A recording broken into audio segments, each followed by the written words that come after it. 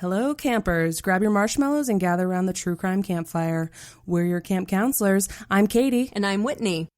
And we're here to tell you a true story that is way stranger than fiction. We're roasting murderers and marshmallows around the true crime campfire.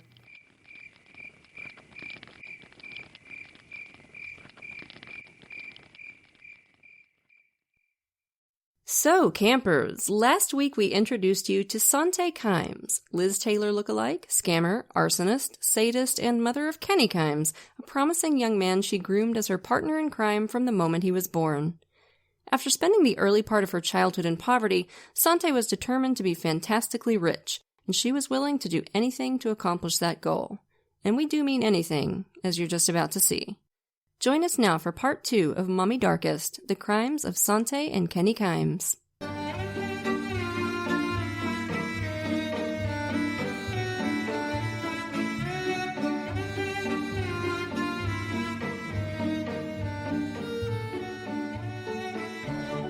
Okay, so when we left you last week, the law office of Sante's civil attorney had just been firebombed, and the lawyer felt sure that Sante was behind it.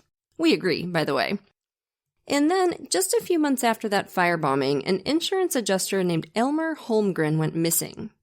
This guy was, in the words of Vanity Fair reporter Susanna Andrews, a Kimes associate, and she'd asked him to help her lawyer with the lawsuit defense. About a decade earlier, Holmgren was the insurance guy who had made sure Sante and Kenneth got their money when there was yet another one of those mysterious fires that tended to follow Sante everywhere she went. There was another fire in 1990, and apparently, one night, old Elmer crawled a little bit too far inside a whiskey bottle and told a friend that Sante had hired him to set that second fire for her. Well. Now, somehow, an ATF agent got wind of this, and the ATF got involved in the case, and Elmer Holmgren ended up becoming an informant against Sante and Kenneth. Talk about getting stuck between a rock and a hard place, right? It's like, okay, dude, either you inform on this terrifying reptile in a wig who you suspect just firebombed her own attorney, or you go to jail. We'll give you a minute to think about it. Cue Jeopardy theme. And he's like, I don't know.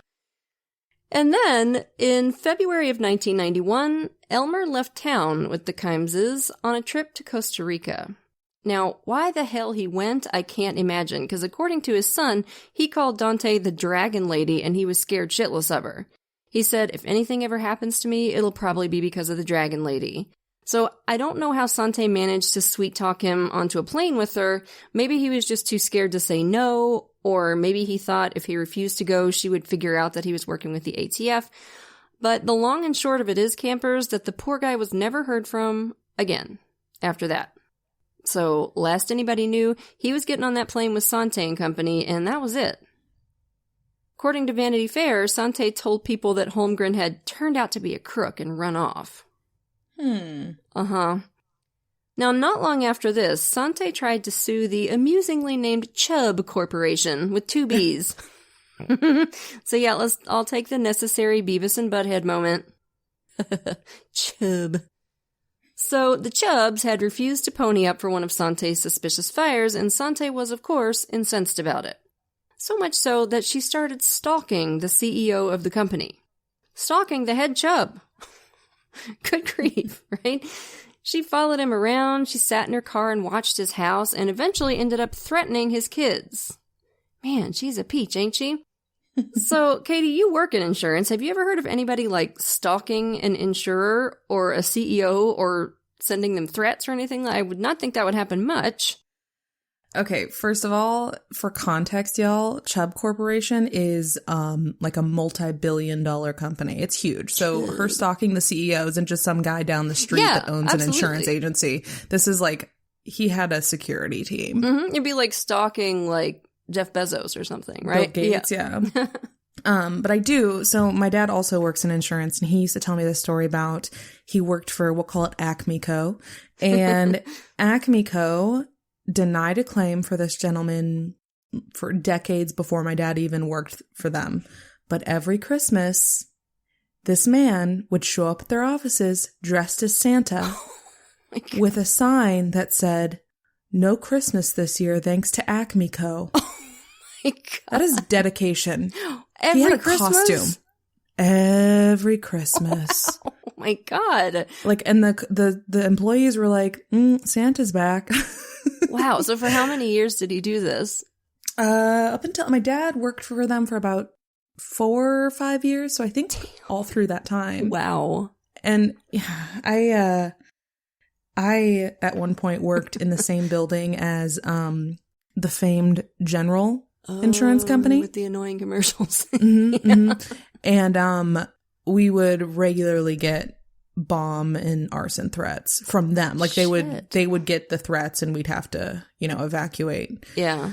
So, it's not uncommon. And actually, like, insurance claims adjusters go missing with frightening regularity. Are you shitting me? Holy crap. Well, I did not There was a know case any in of that. Florida where a claims adjuster was murdered by a guy just randomly. She was looking at storm damage at his house and he was a creep. God. So anyway. Oh my God. Okay. I wasn't planning on telling this story, but I'm going to. So y'all are getting a complete ad lib here, but I have to tell you the story because it's freaking nuts. So my uncle used to be an insurance adjuster, right? Mm-hmm. And so one of their jobs is, like you say, they go out and they look for storm damage and stuff. And he always tells the story that one time he went out to this old, like, beautiful old Victorian farmhouse kind of out in the middle of nowhere. There had just been a really bad storm and he was just going to check, see if the roof was okay and everything. And so there was this little old lady who lived there, and she opened the door, and there were like typical little old lady things. There were just doilies, and there were big fat happy cats everywhere. And, she offered him tea. It was all lovely. And then he asked if he could check the attic, and she was like, "Oh, yes, please do. I store some of my most treasured possessions up there." So he's like, all right. So he goes up to the attic. She goes with him. He opens the door, and it's like this very picturesque little peak roof attic with like the stained glass window and the sun shining in. And this entire attic room, I kid you not, I guess I should do a content warning here for some upsetting animal stuff, but I don't think there was any abuse involved, and I will explain what I mean in a minute. The entire attic room was nothing but shelves and shelves of jars, and in every jar was a dead kitten. Like in formaldehyde. No, thank you. Yeah. Every single, and there were dozens of them, like the entire room. And these were her most treasured possessions. And he was like, I just beat feet the hell out of there. Yeah. But yeah. Judging by the fact that she had all these happy, purry, friendly cats around her, I suspect that this was just somebody who, for some reason, had this psychological need to not let these little babies go. I suspect they were stillborn or something like that, because she seemed like a genuinely sweet person who genuinely loved her cats, and her cats seemed happy. So I don't think she hurt them. She just kept them for some reason. And that story lives rent-free in my brain, and now will live rent-free in yours as well. So you're welcome for that. You're welcome. Hey, just a tip for claims adjusters out there. Just be aware you're in somebody's space. Yep, absolutely. And you might see something they don't want you to see. Mm-hmm. Yeah. So just, keep your head on a swivel. Absolutely. Stay frosty, y'all. Yeah. And then in 1994, Kenneth Kimes died of an aneurysm, leaving Sante and Kenny exactly $0 in his will. All the money went to his children by his first wife, every penny, which, damn, right? I mean, I can 100% understand not leaving Sante a red cent, because by the end of his life, friends say Kenneth had come to resent Sante and be a little scared of her, which is understandable. He hadn't gotten any better at standing up to her, but maybe this was kind of his one big rebellion, a sort of final middle finger up at the woman who had dragged him into one legal fight or scandal after another for the 20 years or so they were married. But, to leave your own kid out, that's something entirely different. So I don't know what his motivation was for that, but dang. I think maybe he saw little Kenny for what he was. Yeah, just an extension of Sante. Mm-hmm. Right. So because she and Kenny were left out of the will, Sante was now basically without any means of supporting herself. Her worst nightmare. Right. So I'm sure she's going to deal with that in a mature, intelligent manner, right? Mm-hmm. Go get a job, start standing on her own 2 feet. Mm-hmm. Mm-hmm. Exactly. Just kidding. Sante actually managed to hide Kenneth's death from everyone for almost 2 years. She even hid it from Kenny for a while, who by now was grown and in college. How'd she let him find out, by the way? He came home for a visit one day, and Sante showed him an urn. Oh my God, no. And when he asked, what is that? She said, it's your father's ashes. God. So he comes home from college like, where's Papa? Here he is. God, this kid never had a chance to be normal. Yeah. Not even a little bit. So, how many years in therapy do you think Mom presented Dad's ashes to me like she was Vanna White will get you? I'm guessing 15? Minimum. Anyway, to hide Kenneth's death, Sante used the social security number of another guy named Kenneth Kimes on Ken's death certificate. She told people he was away on business or on trips, and she forged his signature on all kinds of documents. Yeah, and we should note, by the way, that Sante was never prosecuted for this stuff, so these are allegations. Right. And allegedly, while she was keeping Ken's death a secret, she and Kenny got busy taking control of Kenneth's bank accounts and other assets.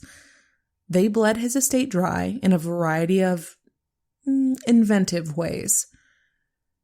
Sante and Kenny definitely made some boneheaded mistakes in this case, but there's no denying that Sante was a master fraudster. Oh, yeah. Not so much a master killer, as we'll soon see, but when it came to stealing, she was a virtuoso. To steal a $6 million property in California, she used her husband's name to forge a deed of transfer and establish several shell corporations to hide her connection to the deal. Later, investigators would say it took them forever to figure out all the steps involved in that one. She and Kenny also got involved with smuggling Cuban cigars into the States for sale on the black market. Kenny just loved that particular adventure. Bet he did. He bragged to friends about how he and his mom were involved with shady people in Cuba. One of his friends said he seemed to revel in the idea of being a gangster, a big change from the sweet kid he'd once been. Later, Sante got involved with a guy named Sheikh Khalifa Ben Jaber Al Thani, a member of the royal family in Qatar. Yeah, I know, it's bananas, just roll with it. How the hell did she even meet this dude? I have no idea. This woman is just full of surprises. You gotta give her that. She's full of something. According to the Sheikh, the two of them met up in 1996 to talk about going into business together, some kind of internet thing. I'm not sure exactly what. Okay, now this gets a little complicated, so hang in there with me. The Sheikh's family owned the Gulf Union Bank in the Cayman Islands. The Caymans, of course, are a favorite place for rich people who don't think they need to pay their fair share of taxes to stash their money. Offshore bank accounts and all that jazz. Kenneth Kimes was no exception, and he had bank accounts at Gulf Union, accounts that allegedly Sante had been treating like her own personal cookie jar ever since his death. So all banks have fraud investigators, and one of the investigators at Gulf Union was a guy named Syed Bilal Ahmed. According to a private investigator, Ahmed was last seen having dinner with Sante at a restaurant in Nassau, Bahamas, then going back to her house. The investigator discovered that the guy had been looking into Sante's activities with Kenneth Kimes' accounts. Reportedly, he'd found some irregularities. I bet. And when authorities went to check out Ahmed's apartment, it had been cleaned out. Weird.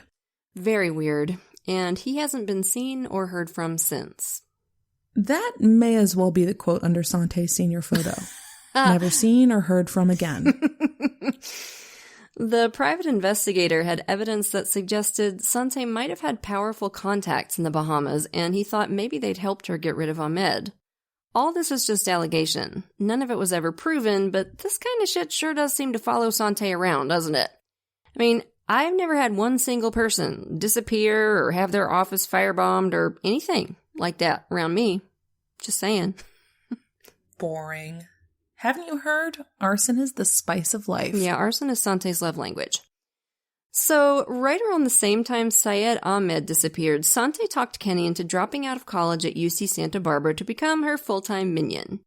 By now, Sante had a total grip on Kenny, and their relationship was odd.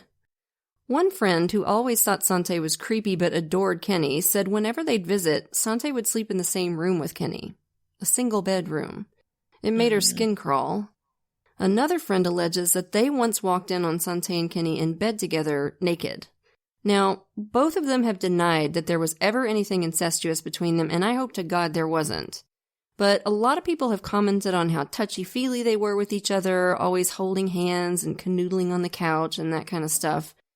And if Sante was sexually abusing Kenny, it was just one more way, I think, for her to control him and maintain her tight grip on his psyche. And of course, that's exactly what it would be if it happened, sexual abuse. Mm-hmm. Kenny's personality was interesting. A lot of people found him absolutely lovable, helpful and sweet and friendly. He'd come over and cook you dinner. But people who knew him well have said that, especially as Sante started to take more and more control of his life around 1995, he developed a really volatile, angry side. But he'd only let it come out, as one friend put it, when he knew he could get away with it. And apparently, he was really, really good at getting away with stuff. While he was still in college, he lived with a married couple he was friends with for about 6 months, and they said he was just a delight. Except when his mom came to visit. She and Kenny would get in these huge rip-roaring fights, just screaming at each other. Sante was always crawling up Kenny's ass about his spending habits, the women he tried to date. Surprise, surprise, she hated every last one of them. Any and everything. And Kenny would just rail against her, and then give in. Every time. He'd just give up and say, "You're right, Mother. You're always right." Okay there, Norman. And I don't know if this was part of the reason Kenny left UC Santa Barbara, but in 1995, a fellow student accused him of completely kirking out on her during an argument. He started screaming at her like a wild man, calling her names like classless bitch and whore, like really scared her. Ooh. Yeah, charming. And she was so upset she filed a formal complaint against him with the school. So it would seem that Kenny had just as big a reservoir of weird pent-up rage as his mama did. So Kenny dropped out of school in 96, and he and Sante stepped up the scamming, determined to scoop up as much of Kenneth's estate as they could before his other kids found out he was dead and invoked his will. In 1997, Sante and Kenny showed back up at Kenny's married couple friend's house, asking if Kenny could buy a gun from them. The husband was a retired cop and a gun collector. Kenny's old friends had a sinking feeling about the whole thing. They told him, "We're afraid the next time we see you, you're going to be in prison." And they refused point blank to sell him a gun. Okay. Enter a guy named David Kasdan. Kasdan was a friend of Kenneth Kimes, and way back in 1992, when Ken and Sante were in that little spot of bother about involuntary servitude, Ken Kimes had asked him if they could put their Nevada house in his name, just temporarily to keep it out of the fray, because, you know, they were being sued and whatnot. Yeah, I'd say fuck off no, but...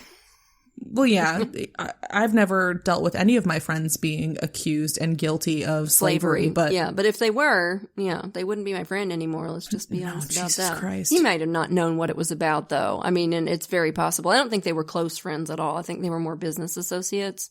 It's even more suspicious. So, yeah, but I mean, who knows? Like, I've heard David Kasdan's, like, family talk about him, and he sounded like a very much beloved guy. But yeah, like, I feel like I'd be like, what? I don't think so. Regardless of whether he knew or not, Kasdan said sure. The agreement was that when the trouble had passed, Ken and Sante would transfer the house back into Ken's name, and he thought they'd done it. But then, in January of 1998, Kasdan got a nasty shock. A bank in Florida was holding a mortgage on that house for almost $300,000 in his name. Oh, great. When Kasdan and his lawyer looked into it, they discovered that Sante had forged his signature on the loan documents. See, she couldn't sell the house because it wasn't in her name, so she decided to go another way. On January 31st, the house burned down. An accelerant-sniffing dog alerted on 14 different spots throughout the wreckage, but the fire investigators couldn't find Sante or Kenny anywhere.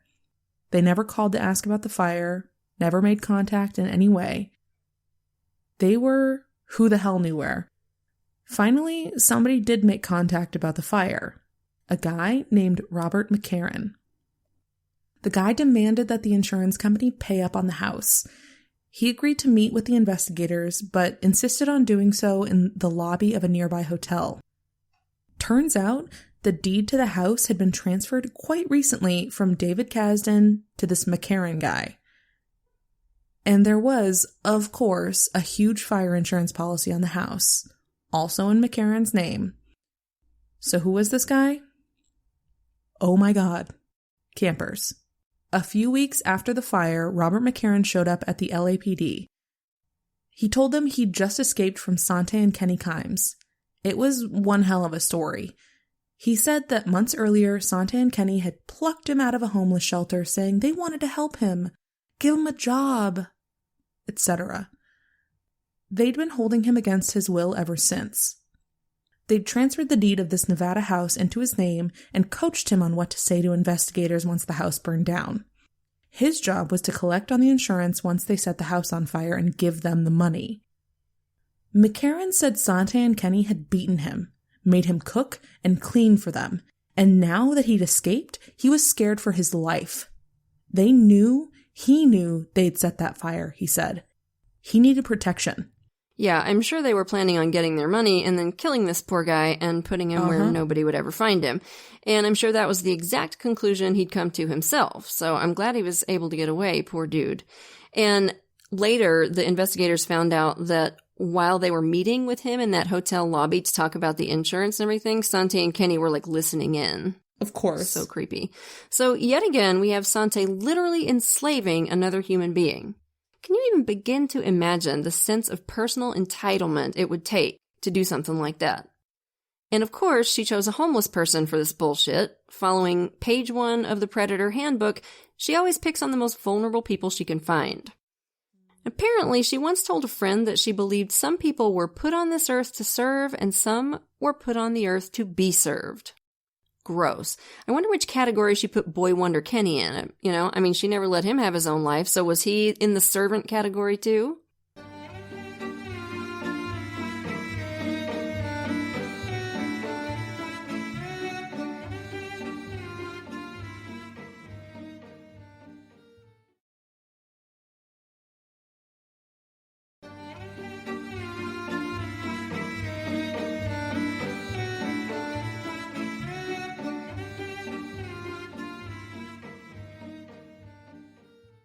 This woman is the con artist version of the barefoot Contessa.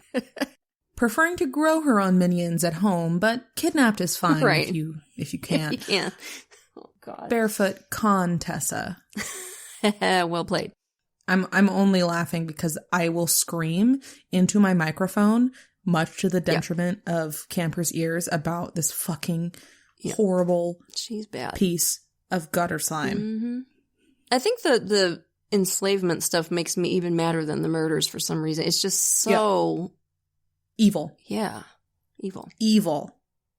Murder is one level of evil, but slavery? Mm-hmm. Yeah, just taking a living, breathing human being and devaluing them to that extent that they just exist. To chattel. Yeah, it's disgusting. The investigators figured Sante's plan was to keep some of the money for herself and use some to buy off David Kasdan so he wouldn't rat her out about forging his signature on that mortgage paperwork. But Kasdan apparently didn't want any part of this bullshit, and he told her so. After that, Sante started calling Kasdan up and harassing him, saying stuff like, "Don't make a fuss about this thing, or you might get hurt." And like so many people before him who had the bad luck of running into this act of God and her little personal pan hitman, David Kasdan, I know, that's good, isn't it? Proud of that good. One. That's what he is. I mean, you know. She baked him herself. She did. He is her personal pan hitman. So David Kasdan was soon fearing for his life. The night before he went missing, he had dinner with a friend and talked about Sante and the threats she'd been making. The friend was worried for him. And the next day, March 13th, was the last time anybody heard from him. His body was discovered in a dumpster days later, shot through the neck and wrapped in heavy-duty garbage bags. His family was devastated. He'd been just about to move down to Florida to enjoy his retirement. A couple weeks after Kasdan's murder, Sante and Kenny skipped town. And on their way out, they bought a Lincoln Town Car with a bad check. It's funny, they were so bulletproof for so long, but this one little scam would end up being the thing that finally brought them down. It's always the little things that trip up these kinds of idiots. Like, it was a parking ticket for David Berkowitz, aka Son of Sam. It was tax evasion for Al Capone. And it was a bad check for these two shining examples of dipshittery. You gotta come correct if you're gonna do crimes, you know? And you gotta come correct every time. Mm-hmm. But that was a little ways still. The car dealer tried several times to get the money from Sante, and for a while she tried to work the old charm offensive on him. At one point, she invited the car dealer and his wife out to dinner, and later they felt certain she'd drugged their drinks. They'd had some wine she gave them, and neither of them remembered much after that. But before long, Sante just stopped returning the guy's calls and managed to stay just beyond his reach, so he contacted the police. So, with the Utah cops hot on their heels about the town car, Sante and Kenny headed cross-country. They went to Florida for a little while first, and it was down there where they began getting their evil little ducks in a row to steal Irene Silverman's house. Now, how Sante found out about Irene, I'm not entirely sure. Some sources say she became aware of her and her big, beautiful home on a trip to New York sometime earlier that year. And others say she found out about Irene down in Florida. But whatever the truth of the matter, it was in Palm Beach where she and Kenny began drawing up the phony paperwork to transfer the deed of the $6 million brownstone from Irene's name to theirs. At one point, Sante called Irene and posed as an official from a travel agency. She told her, "You've won a trip to Las Vegas. You just need to give me your social security number so I can get the ball rolling on your prize." Well, Irene was old, but she wasn't born yesterday, and I imagine she had zero interest in a trip to Vegas, so she didn't pony up. But never one to give up, Sante tried another tack. She called Irene's insurance company and said she was considering moving into an apartment at the brownstone, but she just wanted to do a background check on the landlady first. Could she have her social security number, please and thank you? Yeah, that didn't work either. But Sante and Kenny were not about to throw in the towel on this one. They were looking at big money if they could pull this off. Prosecutors think they were probably planning to borrow against the house initially, but eventually decided to just out-and-out steal it. How the hell they thought they'd get away with this, I can't imagine.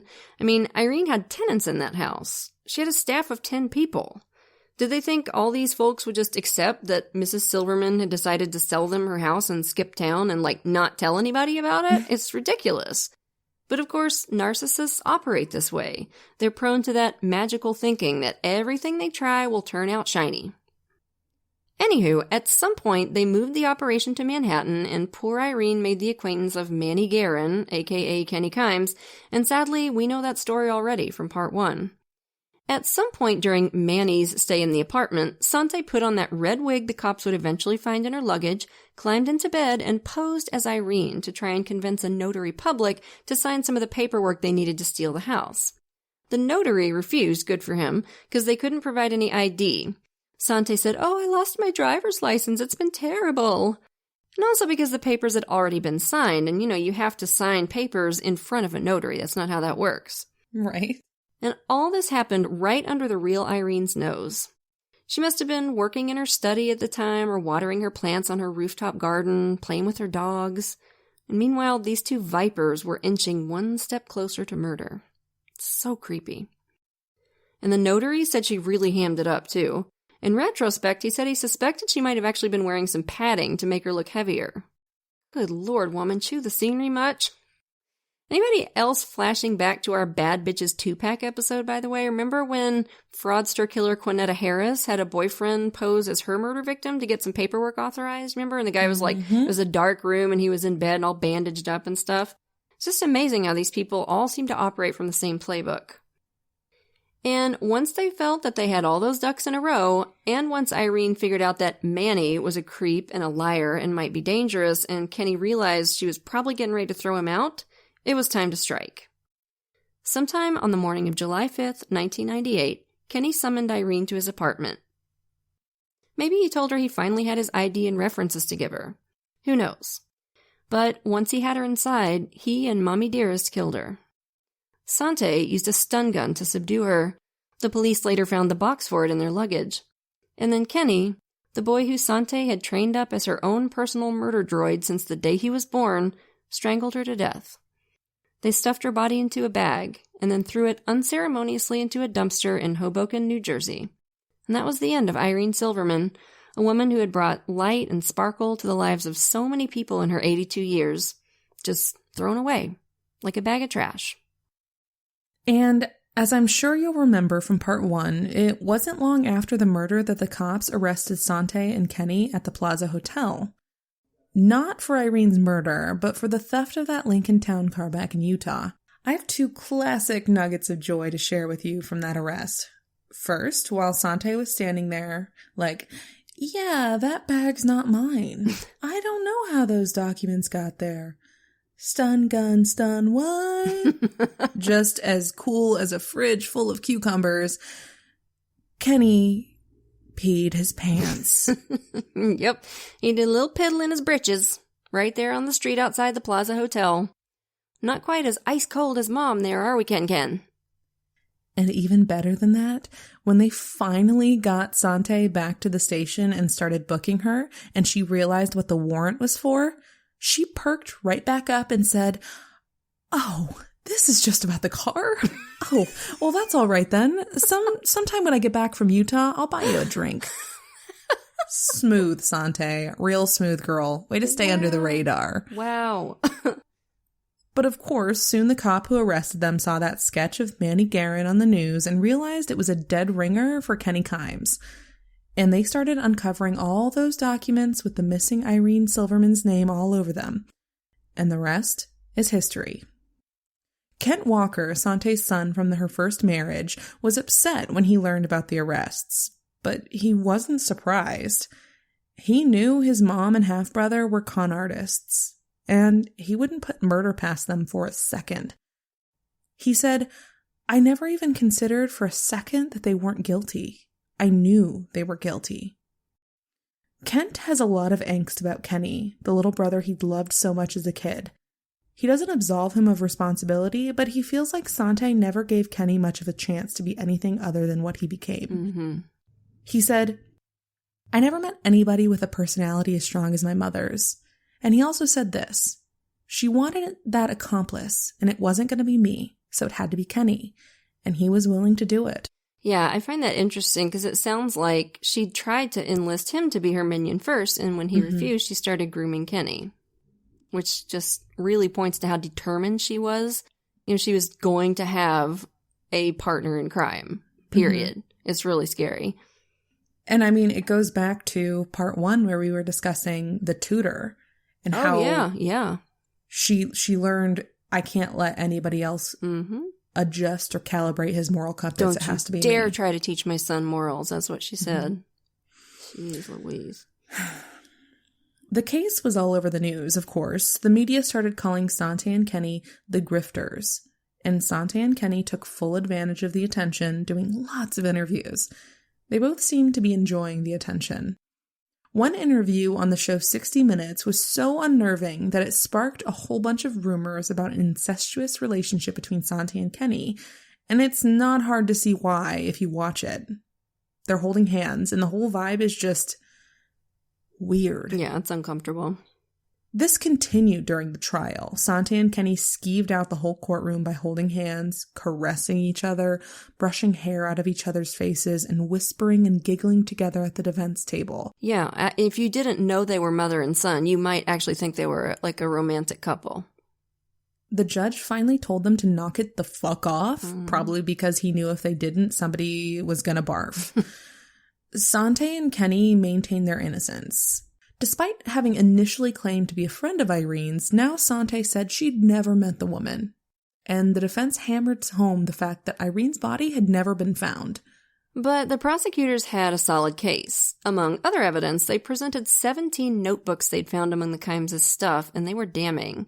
Written in both Sante and Kenny's handwriting, they were essentially a detailed game plan for infiltrating Irene Silverman's house, forging the necessary documents to get her power of attorney and a deed to the house, then killing her and taking ownership of everything she had.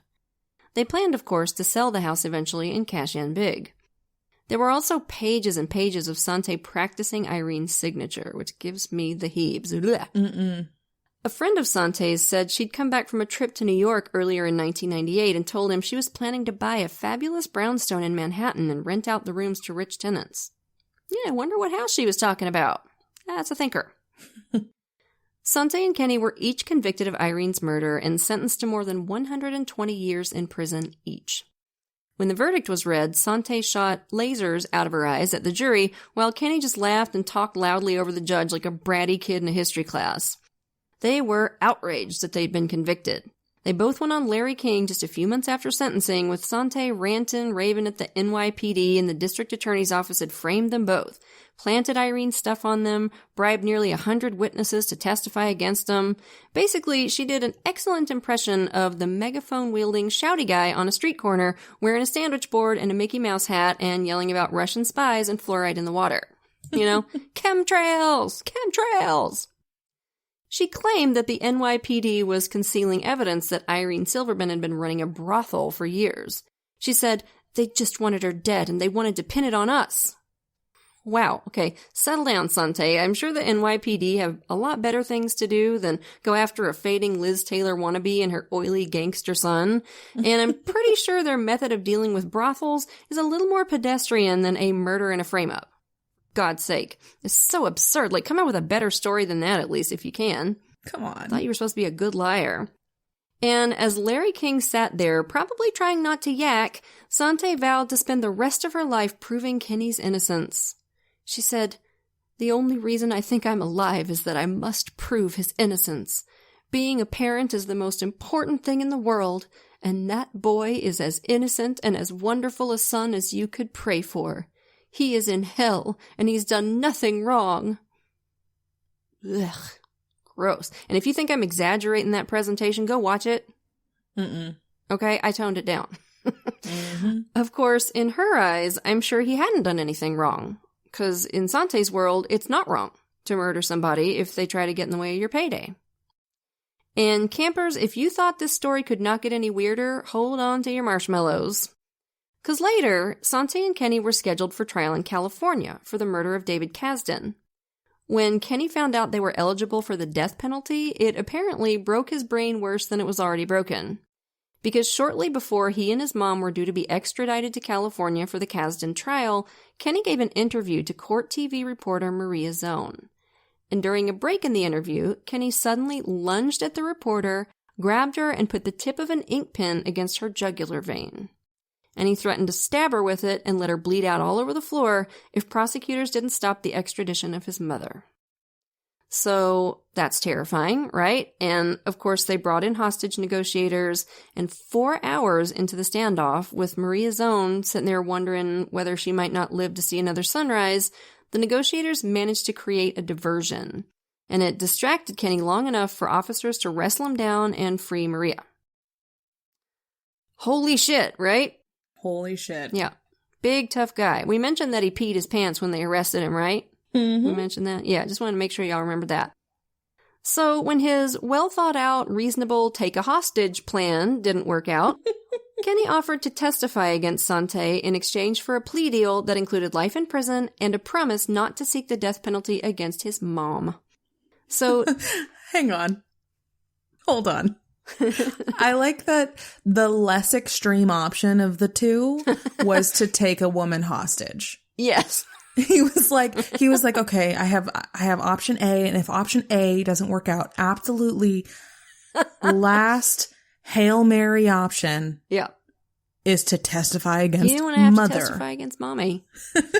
That was the worst outcome, like possibly kill an innocent person. Well, we've done that before, right? Mm-hmm.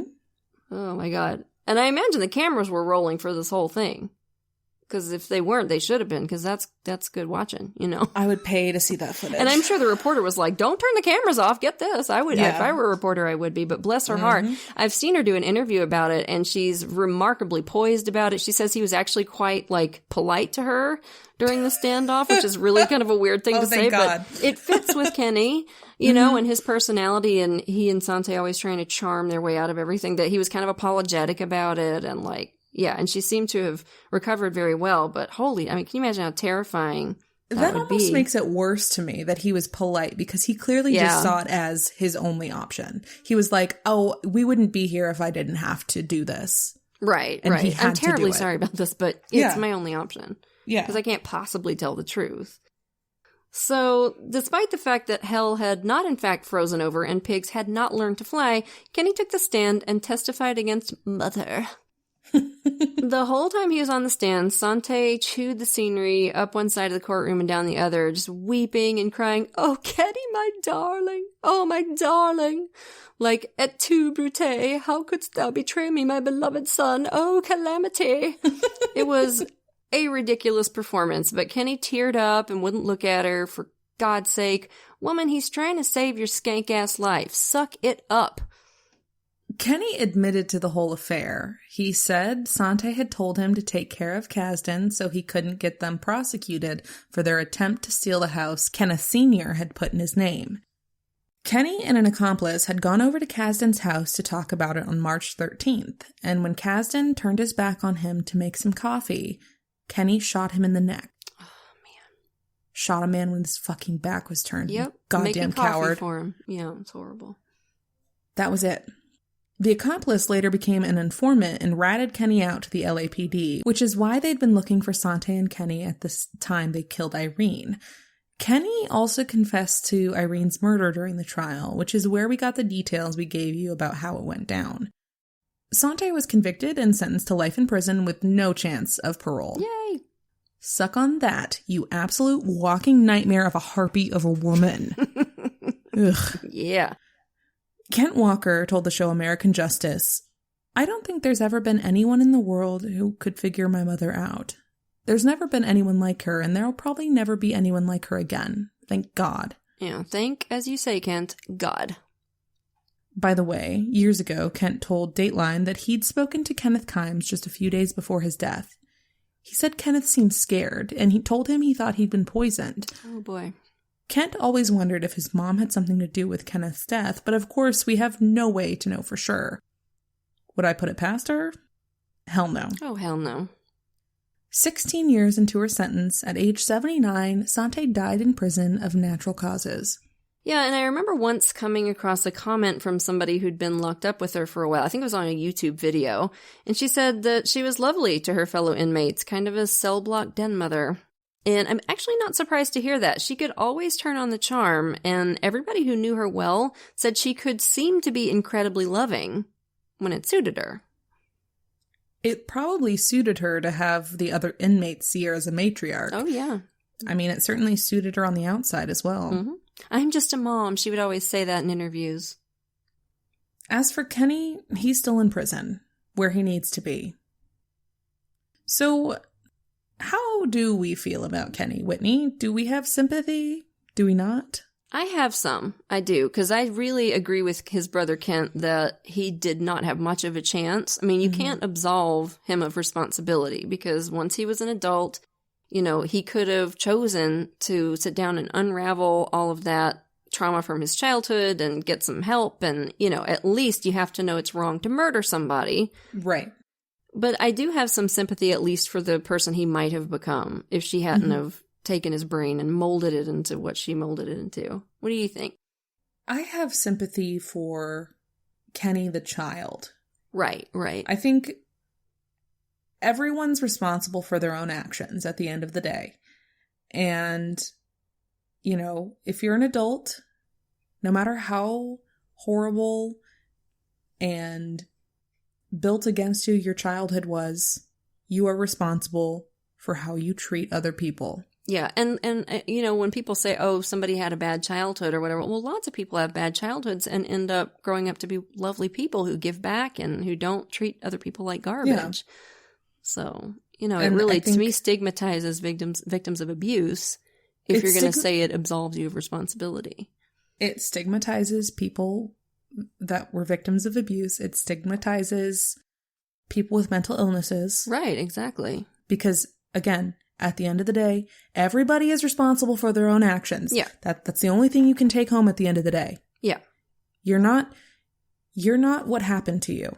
Right. Kenny was not what happened to him. Right. But yeah, I agree with you. Some sympathy for who he was when he was a kid, because apparently he was a really sweet, loving kid, and she just worked on him and actively prevented other people from teaching him good values, you know? Which is really scary. So scary.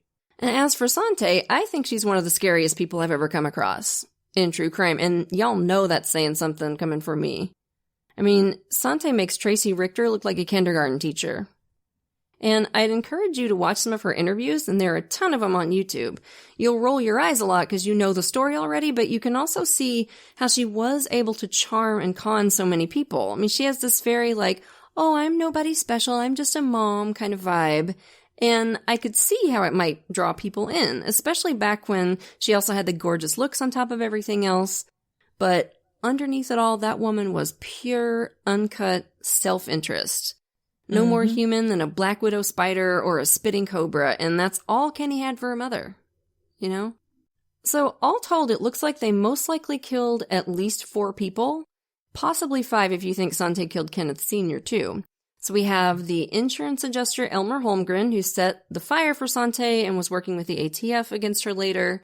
We have Syed Ahmed, the auditor at the Gulf Union Bank in the Bahamas, who was uncovering Sante's fraudulent use of Ken's accounts. We have David Kasdan, who she thought might rat her out about the insurance fraud. And then there's Irene, the last victim. And I think it's very likely that there are others we'll never find out about. And that homeless guy was totally going to be number 5/6, for sure. So, anybody else just feel a little chill? Yep. Yeah, me too. So that was a wild one, right, campers? You know we'll have another one for you next week. But for now, lock your doors, light your lights, and stay safe until we get together again around the True Crime Campfire. And as always, we want to send a shout out to a few of our newest patrons. Thank you so much to Taylor, Kayla, Thalia, and Dawn. And Thalia, please tell me if I mispronounced your name, and I will fix it next week. We appreciate you all to the moon and back. And if you're not yet a patron, man, you are so missing out. Patrons of our show get every episode ad-free at least a day early, sometimes more, plus an extra episode a month. And once you hit the $5 and up categories, you get even more cool stuff. A free sticker, a rad enamel pin while supplies last, virtual events with Katie and me, stuff we probably haven't even thought of yet. We do this little post-show thing where we chat unscripted and unedited for usually about 15 minutes, and that's super fun. So if you can, come join us. You can follow us on Twitter at TC Campfire, Instagram at True Crime Campfire, and be sure to like our Facebook page. If you want to support the show and get access to extras, please consider becoming a patron at patreon.com/truecrimecampfire.